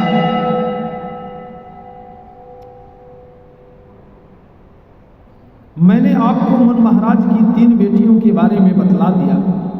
अब जो 2 बेटा हैं, प्रियव्रत और उत्तानपाद, उनमें से पहले उत्तानपाद का चरित्र का वंश और वंश का वर्णन श्रवण करो। महाराज उत्तानपाद की 2 रानियां हैं। बड़ी का नाम सुनीति और छोटी का नाम सुरुचि था। दोनों रानियों से एक संतान हुई। बड़ी रानी सुनीति का बेटा ध्रुव और छोटी रानी सुरुचि का बेटा उत्तम। विचार से हम ध्यान दें तो हम ही उत्तानपाद हैं। उतः ऊर्ध्वो पादो यस्य सा उत्तानपादः, जिसके ऊपर पैर हो नीचे सिर हो वही उत्तानपाद है। तो हम सबके सब जब माँ के गर्भ में रहते हैं तब उत्तानपाद बनकर ही रहते हैं। इसलिए हम सब भी उत्तानपाद हैं। हमारी भी 2 रानियां हैं, सुनीति बुद्धिमानी और सुरुचि मनमानी। सुनीति बुद्धिमता कहती हैं कि ऋषियों ने शास्त्रों में जो आज्ञा दी तदनुसार आचरण करो, सुखी रहोगे। परंतु सुरुचि मनमानी बुद्धि कहती हैं, भैया शास्त्र पुराने पड़ गए, अब तो शास्त्र पर चलना संभव नहीं है। इसलिए जो अच्छा लगे, जैसा उचित लगे वही करो। उत्तानपाद ने सुनीति को निकालकर जैसे सूरज की दासता स्वीकार कर ली, आज वह हम भी वही कर रहे हैं। शास्त्रों में चाहे जितनी श्रद्धा रखें, पर अंत में व्यवहार जगत में शास्त्रों को किनारे ही धर देते हैं और व्यवहार में मनमानी ही ज्यादा मानते हैं। पर समझने वाली बात यह है कि सुनीति से क्या मिला और सूरज ने क्या दिया। उत्तानपाद का कल्याण यदि हुआ तो सुनीति के पुत्र ध्रुव के द्वारा ही हुआ। तो सुनीति के मार्ग का आचरण करोगे तो ध्रुव तत्व की प्राप्ति होगी, जो तुम्हें अमरत्व प्रदान करे देगी। प्यारे, आज भी चमक रहा है। अरे बेईमान लाखों हैं, उनमें तुमने भी बेईमानी करके उसी पंक्ति में अपने को खड़ा कर दिया, तो हमारी तुम्हारी क्या पहचान रही। ईमानदार व्यक्ति लाखों में भले ही एक हो, परंतु उसकी प्रतिष्ठा होती है, उसका एक अलग स्वरूप समझ में आता है। लोग वर्षों तक इस ईमानदार को याद रखते हैं। कीर्तियस्य सा जीवितः, जब तक मानव की कीर्ति है तब तक उसकी पहचान है। तब तक वह इस धरातल पर जीवित है। शरीर तो कुछ वर्षों का है, पर कीर्तिमान लोग हमेशा के लिए अमरत्व को प्राप्त कर लेते हैं। जैसे सुनीति के पुत्र ध्रुव को आज भी लोग जानते हैं कि आकाश में चमक रहा है, ऐसे ही ध्रुव तारे की तरह चमकना चाहो तो सुनीति का ही आश्रय लेना पड़ेगा। एक बार ध्रुव जी महाराज अपने पिताश्री से मिलने गए। परिचय पाते ही पुत्र को अंक में हृदय से लगाकर गोद में बैठा लिया, परंतु जब सौतेली माँ सूरज ने देखा तो ध्रुव का हाथ पकड़कर नीचे उतार दिया। अरे बेटा ध्रुव, तू भले ही राजा का बेटा है तो क्या हुआ, मेरी कुच्छी कोख से तो तेरा जन्म नहीं हुआ, इसलिए दुर्लभे अर्थ मनोरथा, ये तेरा मनोरथ दुर्लभ है। दोबारा कभी इस सिंहासन पर बैठने का साहस मत करना। ध्रुव जी बोले, माता जी केवल मैं इसलिए नहीं बैठा कि मैं तुम्हारा बेटा नहीं हूं। अब तो ये बताइए इस सिंहासन पर बैठने के लिए क्या करूं? सूरज बोली, एक ही उपाय है, तपसा आराध्य पुरुषम तस्यै बानुग्रहेण में गर्भे तुम साधयात्मान यदि छस निवासन। सिंहासन पर तू बैठना ही चाहे तो पहले तपस्या कर, प्रभु प्रसन्न होकर साधयात्मना प्रभु प्रसन्न होकर वर मांगने को कहें तब मांग लेना कि मेरा जन्म तो सूरज माँ के पेट से हो, फिर इस शरीर को त्याग कर मेरा पुत्र बनकर पैदा होना, तब तुझे सिंहासन मिलेगा। इस वचनों ने भक्त और भगवान दोनों का अपमान कर दिया। प्यारे, सूरज भक्त का तो अपमान कर ही रही है, साथ ही साथ भगवान का भी अपमान हो रहा है, क्योंकि यहाँ सूरज अपने गर्व को भगवान से भी बड़ा बता रही है। पहले तपस्या करेगा तब भगवान मिलेंगे, और जब भगवान मिलेंगे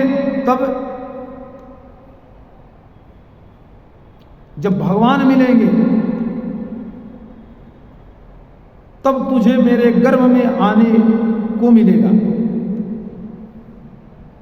इसका मतलब कि सुरुचि का गर्व भगवान से भी ऊपर है। ध्रुव जी महाराज तो इस अपमान का घूंट पीकर रोते रोते घर को चल दिए। जैसे सर्प को किसी ने डंडा मार दिया हो तो घायल सर्प जैसे फुफकारता है, ऐसे फुसकारते लंबी सांस लेते हुए ध्रुव घर को लौट आए। रोते हुए अपने बेटे को जब सुनीति माँ ने देखा तो दौड़कर अंक में ले लिया, हृदय से लगा लिया। सुनीति ने पूछा, बेटा क्या बात हो गई, किसने तुम्हारा अपमान किया? कंठा अवरुद्ध होने से ध्रुव जी कुछ कह नहीं पा रहे हैं। उनके साथियों ने पूरा वृतांत अक्षरशः सुना दिया। बालकों का हृदय तो एकदम निष्कपट होता है प्यारे, जैसा देखा वैसा ही सुना दिया।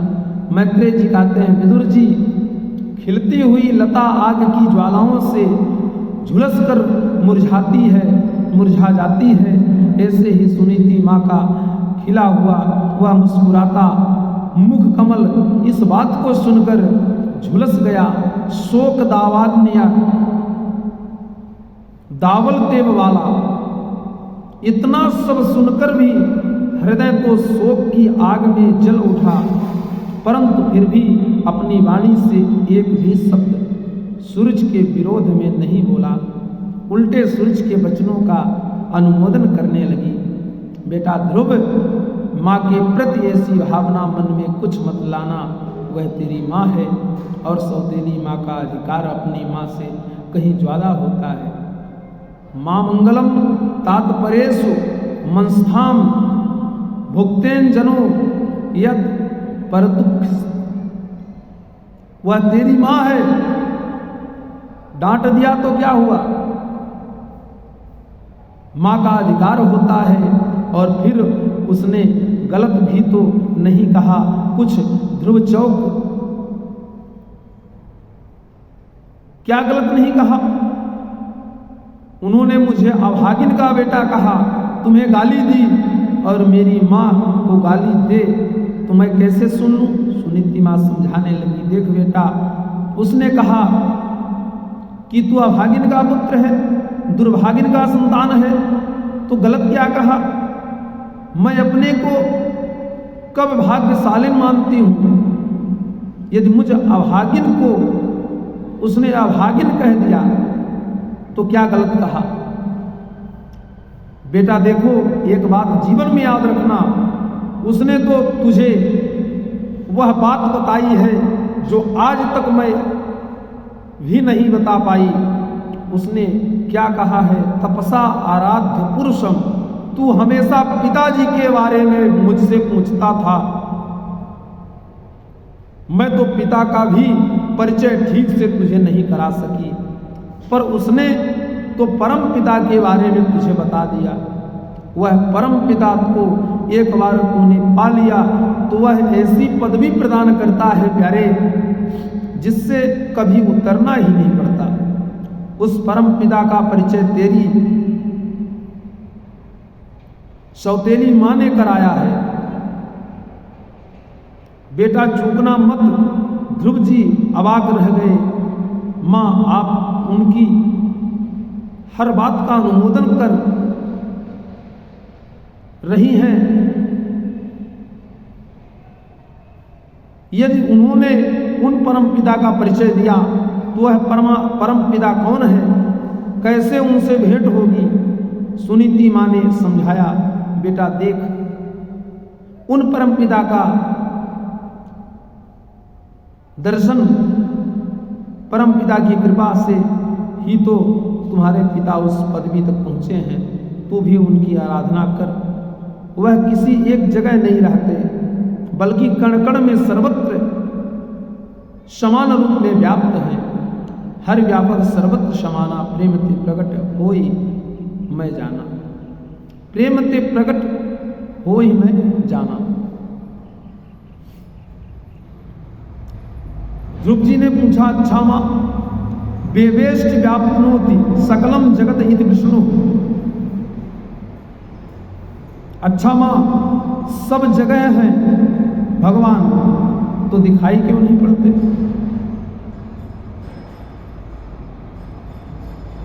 माता बोली, देख बेटा, हर वस्तु दिखाई नहीं पड़ती।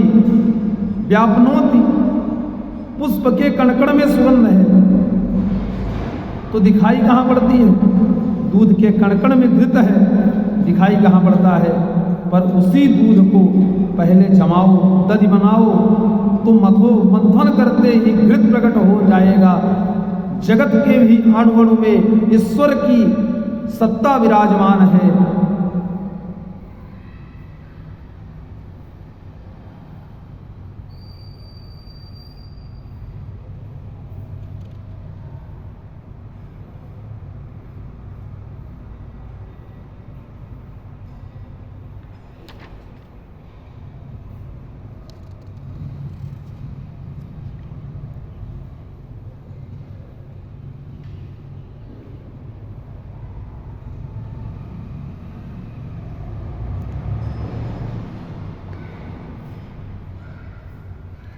प्यारे, पूरी दुनिया स्वार्थी है। आज से कोई मतलब नहीं, हम तो चले हरिद्वार में भजन करेंगे। तिल मिलाकर घर से निकल पड़े, रेलवे स्टेशन तक भी नहीं पहुंच पाए कि अपने पोते की याद आ गई। वह मेरा पोता कितना छोटा मेरे साथ सोता, मेरे साथ खाता, उसे छोड़कर चला जाऊंगा तो बेचारा बीमार पड़ जाएगा, रो रो कर घर भर देगा। अरे 10 बर्तन है, खटकते ही रहते हैं, फिर कभी देखेंगे। जरा समझदार वह हो जाए। ये बंदर जैसा वैराग्य है जो कभी इस डाली पर तो कभी उस डाली पर। तो नारद जी को लगा कि ये 5 साल का बच्चा ही तो है, जरा इसका वैराग्य किस स्तर का है देख लूं। समझाने लगे, देख बेटा, तुम्हारी उम्र बहुत छोटी है, नादुनाप्य बमानं ते सम्मानं वा पुत्रकः लक्ष्यामि कुमारस्याः सत्तस्य क्रीडनादिषु। बेटा ये उम्र तुम्हारी अभी खेलने कूदने की है। नारद जी महाराज ध्रुव जी को समझा रहे हैं, खेलने कूदने की है। इस छोटी सी अवस्था में मान अपमान पर इतना ध्यान नहीं देना चाहिए। बच्चों को माता पिता सहजता से ही डांट देते हैं। इतना बुरा मान गए, जिस परमात्मा को मिलने की बात कर रहे थे, मिलने की बात कर रहे हो, उस परम पिता परमात्मा को पाने के लिए तुम्हें वन वन में सैकड़ों संत मिलेंगे, जिन्होंने सैकड़ों वर्षों से उपासना कर रखी है और आज तक एक झलक नहीं मिल पाई। मुनियः पदवीं यस्याः निसंगे नो रुच जन्म भी। बड़े बड़े अमलात्मा, विमलात्मा, महात्मा, योगींद्र, मुनिंद्र, संत, सन्यासी लोग जन्मांतर साधना कर कर परेशान हैं, फिर भी पाते नहीं। तू 5 साल का बालक कैसे पा सकेगा? और जब एक बात कहूँ, संसार में जो सुख दुख मिलते हैं वह प्रारब्धानुसार मिलते हैं। बुद्धिमान व्यक्ति को ये अनुभव करना चाहिए। बहुत सुंदर उपदेश नारद जी ने उस बालक को दिया, पर ध्रुव जी हाथ जोड़कर बोले, सरकार, कोई छलनी को लेकर गैया दुहने बैठ जाए तो क्या दूध टिक पाएगा? उसी प्रकार आप अमृत जैसे वाणी बरसा रहे हैं, जो अद्भुत और दिव्य है, पर मेरा हृदय सौतेली माँ के वचनों के बाणों में इतना छिन्न छिन्न हो गया है, इतना छलनी हो गया है कि वह आपका अमृत मेरे हृदय में टिक नहीं पा रहा। सुरच्या दुर्वचो बाणैर भिन्ने श्रयते हृदय। मेरा इस हृदय इस समय बहुत से छिद्रों से भर गया है, इसलिए आपका वचन टिकेगा नहीं।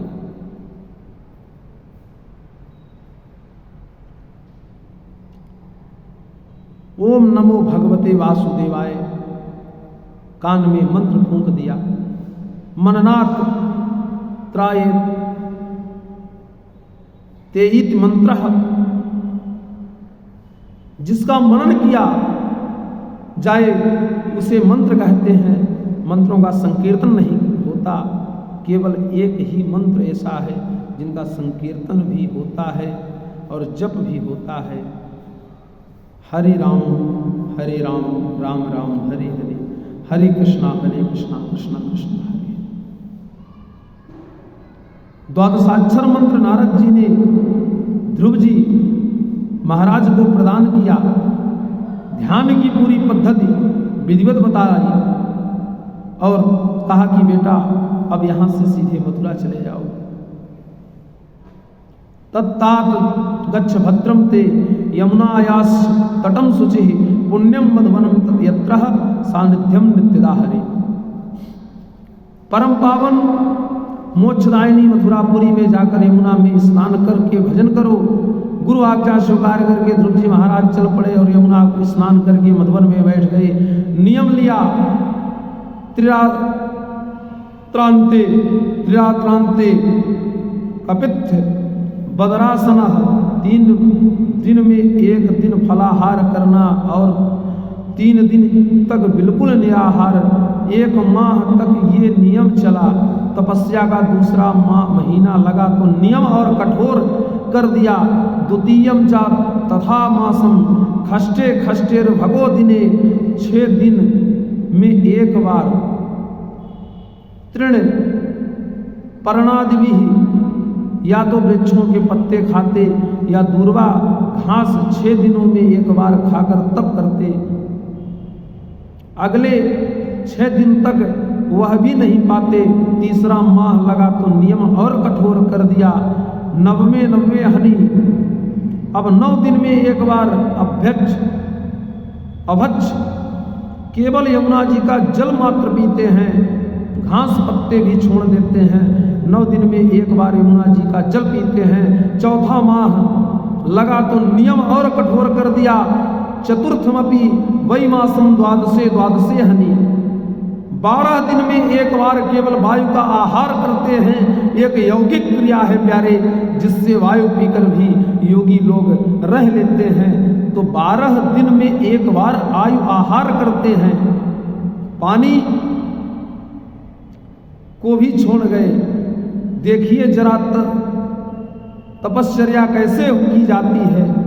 कुछ लोग कभी कभी कथा सत्संग सुनकर एकदम भावुक हो गए और निर्णय लिया कि अब की बार हम नव दुर्गा बिल्कुल 9 दिन तक निराहार रखेंगे। आज तक एकादशी कभी ठीक से नहीं की और एकदम 9 दिन का व्रत लेने का संकल्प कर लिया।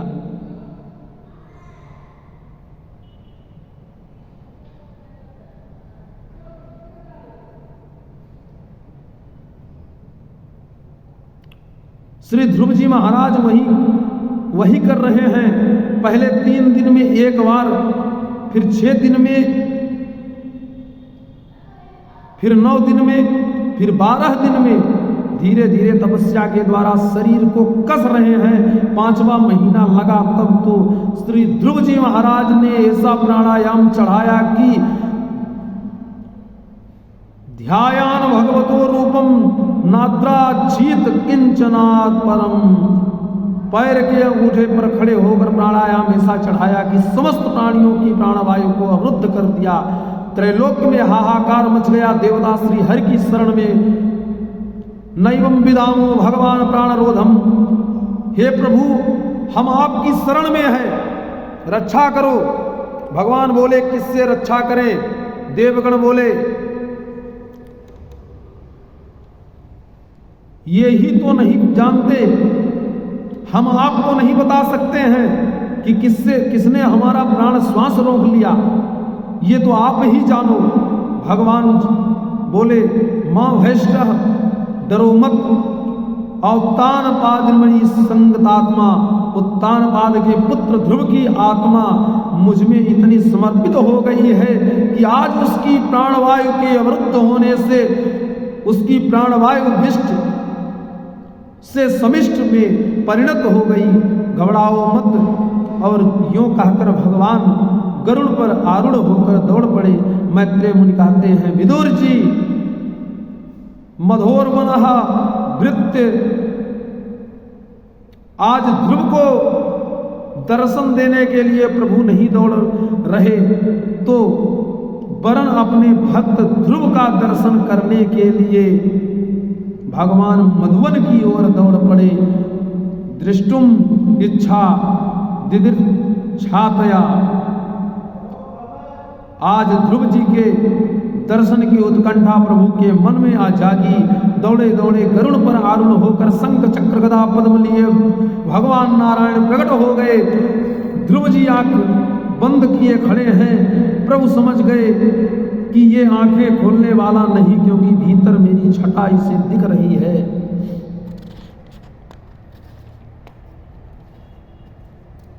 सो भीतर का दृश्य प्रभु ने अंतर ध्यान कर दिया। तब ध्रुव जी ने हड़बड़ाकर नेत्र खोले तो भीतर वाले ही आंखों के सामने खड़े नजर आए। भगवान की वह अद्भुत छटा देखते ही ध्रुव जी ने प्रणाम किया और हाथ जोड़कर खड़े हो गए। अब मन ही मन सोचने लगे, हे भगवान, गुरु जी से, माता जी से सैकड़ों बातें पूछी, पर ये नहीं पूछ पाया कि जब प्रभु प्रकट हो तब क्या करना चाहिए, पूजा करूं तो कैसे करूं, सामान कुछ न है नहीं, स्तुत करूं तो कैसे करूं, आता जाता कुछ है नहीं। प्रभु समझ गए और तुरंत ध्रुव जी के निकट आकर अपना दिव्य शंख ध्रुव जी के कपोल से स्पर्श करा दिया। पास्पर्शः बालम कृपया कपोले, जो प्रभु ने ध्रुव जी के गाल से अपना संघ स्पर्श कराया कि स्पर्श होते ही ध्रुव जी को सारा वेद वेदांत कंठस्थ हो गया। भगवत कृपा गूंगे को भी वाचाल बना दे। मूकम करोति वाचालां पंगुम लंघयते गिरिम यत् कृपा तमहम वंदे परमानंद माधव। पूज्यपाद स्वामी श्री विष्णु आश्रम जी महाराज कहा करते थे, क्या भक्त को वाचाल बनाएंगे भगवान? वाचाल किसे कहते हैं? जो ऊंट पटांग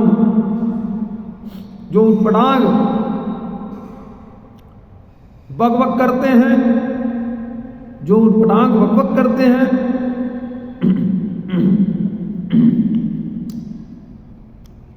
उन्हें वाचाल करते हैं। पर भगवान भक्त को वाचाल थोड़े ही बनाएंगे।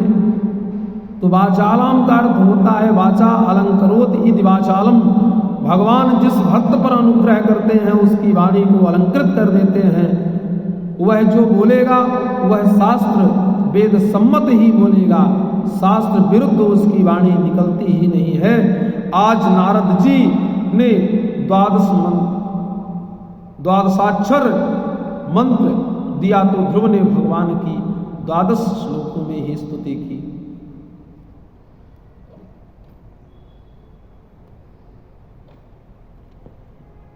योऽन्त्या प्रविश्य मम वाचमिमां रसोत्तां सञ्जीवयत्यखिल शक्तिधरस्वधाम्ना अन्यास्य हस्तचरण श्रवणत्वगादीन् प्राणान्नमो भगवते पुरुषाय तुभ्यम्। हे प्रभु, आपने ही मेरे अंतःकरण में प्रविष्ट होकर ही मेरी सोई हुई वाणी को जगा दिया है। केवल आप वाणी के ही शक्ति प्रदाता नहीं, अपितु अन्य इंद्रियों में भी जो भी शक्तियां हैं उन समस्त शक्तियों के प्रदाता प्रभु आप ही हो। आपको मेरा सत सत प्रणाम है, जो आपके श्री चरणों को पाकर आपके प्रेम को न मांगकर संसार की अनित्य वस्तुओं को याचना करते हैं। मेरी दृष्टि में उनकी मति मारी गई है। आपकी माया ने उनकी बुद्धि को हर लिया है। कामधेनु गाय के सामने खड़े होकर बकरी की पूजा कर रहे हैं।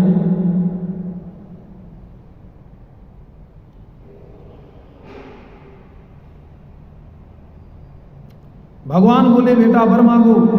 ध्रुव जी कहते हैं, प्रभु आपको देखने के बाद अब कोई भी मांगने की इच्छा, कुछ भी मांगने की इच्छा शेष नहीं रही। भगवान बोले, फिर भी तुम सिंहासन पर बैठने की इच्छा लेकर आए थे, इसलिए जाओ पहले सिंहासन पर चलकर बैठो, 36,000 वर्ष राज्य करो, उसके बाद तुम दिव्य ध्रुवलोक को प्राप्त करोगे। यूँ कहकर भगवान अंतर्ध्यान हो गए। ध्रुव जी को लगा जैसे हम ठग लिए गए, मेरा तो बुद्धि देवताओं ने ठग लिया। मतिर विदूषिता देवी पतिभिर सही सुण भी, देवताओं ने मेरी बुद्धि को हर ली। जो इस अनित्य वस्तु राज्य को मैं पाकर संतुष्ट होकर आ गया। जब घर आए तो राजा उत्तानपाद स्वागत में दौड़ पड़े। पूरी प्रजा आज ध्रुव जी के स्वागत में दौड़ रही है। और सौतेली माँ भी आज अपने बेटा से मिलने के लिए दौड़ रही है। जा पर कृपा राम की होई, ता पर कृपा करे सब कोई। यस्य प्रसन्नो भगवान गुणैर मैत्र्यादिभिर्हरिः, तस्मै नमन्ति भूतानि निम्नमाव इव स्वयं। मैत्रेय मुनि कहते हैं, विदुर जी, जिस पर गोविंद की कृपा दृष्टि पड़ जाती है, सारा जगत उस पर कृपा बरसाने लगता है। जिस सौतेली माँ फूटी आंखों नहीं देखना चाहती थी, वह आज स्वागत में खड़ी है, हाथ जोड़कर खड़ी है। ध्रुव जी ने दौड़कर पहले पिताजी को प्रणाम किया, फिर सौतेली माँ को प्रणाम किया। ध्रुव जी के पिता महाराज उत्तानपाद ने अपने बेटे को हृदय से लगा लिया। सारा वैभव साम्राज्य ध्रुव जी को सौंपा और भजन करने के लिए निकल गए। ध्रुव जी महाराज की भ्रमी और इला नाम की 2 कन्याओं से विवाह हुआ। कालांतर में उत्कल और वत्सर नाम के 2 बेटा हुए। एक दिन ध्रुव जी के छोटे भाई उत्तम का झगड़ा एक दिन यक्षों से हो गया। यक्षों के हाथों मारा गया। सूरजमान अपने बेटे को ढूंढने निकली, सो जंगल की दावा अग्नि में देह भस्म कर बैठी। ध्रुव जी को पता चला तो यक्षों पर आक्रमण करके सैकड़ों यक्षों का संहार कर डाला। मनु महाराज ने प्रकट होकर कहा, रोका, अलम वत्सारी, अलम वत्सा तिरोषण, क्या कर रहे हो बेटा? तुम्हारे एक भाई को यक्ष ने मारा और तुमने बदले में सैकड़ों यक्ष मार डाले। मनु जी ने कहा, बेटा भगवत भक्तों को ये मार्ग नहीं है। जहां तुम चल पड़े तब ध्रुव जी सावधान हुए। यक्षराज कुबेर से माफी मांगी और लौटकर सत्ता का भार बच्चों को सौंपकर संतों के साथ बैठकर भजन करने लगे। 36,000 वर्ष पूरे होने पर अलौकिक विमान प्रकट हुआ। पार्षद ने कहा, भैया ध्रुव चलो। पार्षदों ने कहा, भैया ध्रुव चलो, समय पूरा हो गया। ध्रुव जी महाराज अपने नित्य कर्म से निवृत्त होकर आए। जैसे ही विमान की ओर बढ़े कि मृत्युदेव प्रकट हो गए। मृत्युदेव बोले, महाराज कहाँ जा रहे हो? तनिक हमें भी देख लो, ये मृत्यु लोक है, मुझे अपनाओ, फिर प्रेम से जाओ। ध्रुव जी ने मृत्यु को बुलाकर विमान के निकट बैठा लिया और मृत्युमूर्धिन पदम दत्वा अरुरो हाथ भूतम गृहम, मृत्यु के सिर पर पैर रखकर ध्रुव जी महाराज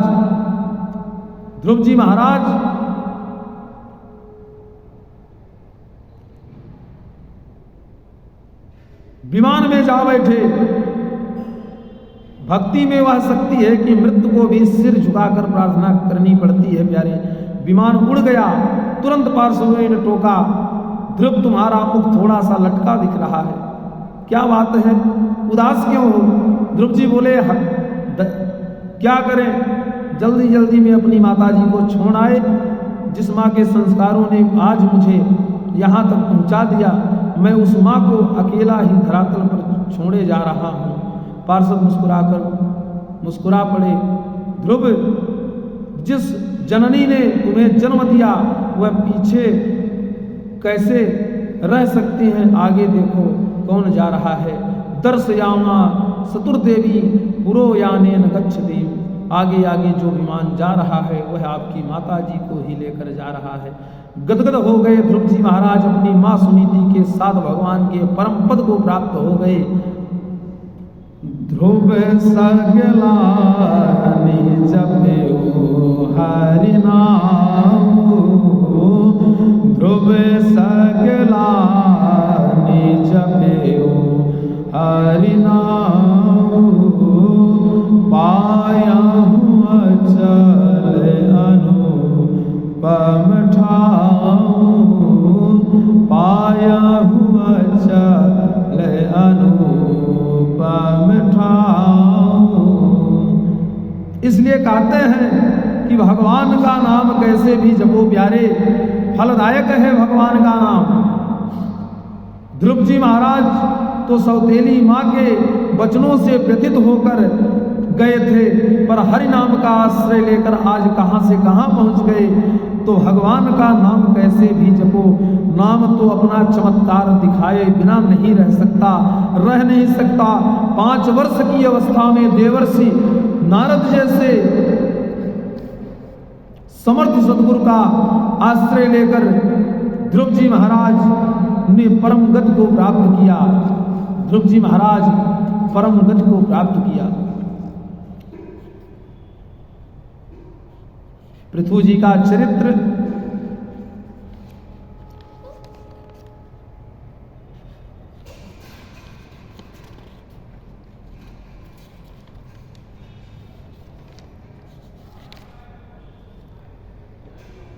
प्रियव्रत चरित्र भगवान ऋषभदेव की कथा।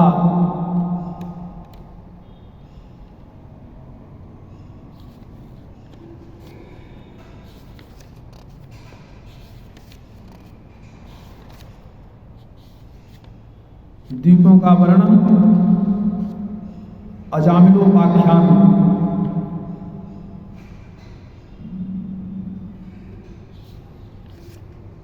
की कथा आपको कल श्रवण कराई जाएगी।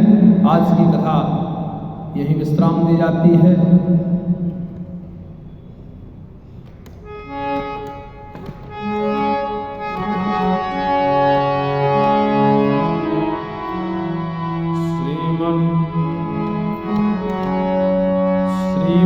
नारायण नारायण नारायण श्रीमन्नारायण नारायण नारायण श्रीमन्नारायण नारायण नारायण